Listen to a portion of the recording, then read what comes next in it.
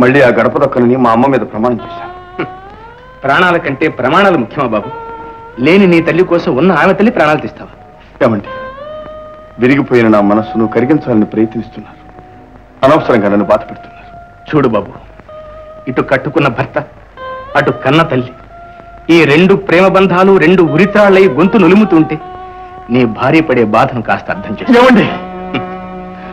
పుట్టుకతోనే పోయిన తల్లి కోసం, పుట్టగానే పోయిన తండ్రి కోసం నువ్వు వింతగా పరితపించిపోతున్నావే. పార్వతి ఆ తల్లికి పుట్టడమే కాదు, 16 ఏళ్లు ఆ తల్లి ఒడిలో పెరిగింది నాయన. ఆ బంధాలు బాంధవ్యాలు వాళ్లే తెంచుకున్నారు. ధనగర్వంతో కన్న కూతుండే కాదన్నారు. అవును, ఆ డబ్బు ఇప్పుడు నీకు చేరింది, ఆ అహంకారం అబ్బింది. ఏమండి, మీరు నన్ను అవమానిస్తున్నారా? లేదు బాబు, చిన్నప్పుడు కొద్ది కాలం మాత్రమే మంచితనంలో పెరిగాను. ఈ చివరి రోజుల్లో నేను అమ్మగా బ్రతకాలని నీ పంచుకొచ్చాను. మళ్ళీ ఆ మంచినే వెతుక్కుంటూ పోతాను. ఏమండి, మిమ్మల్ని తండ్రిగా భావించాను. పైన భగవంతుడు ఒకడున్నాడు శంకర్. నువ్వు పార్వతికి తల్లిని చూపించే వరకు ఆ భగవంతుడు నీకు తండ్రిని చూపించడు. వస్తాను.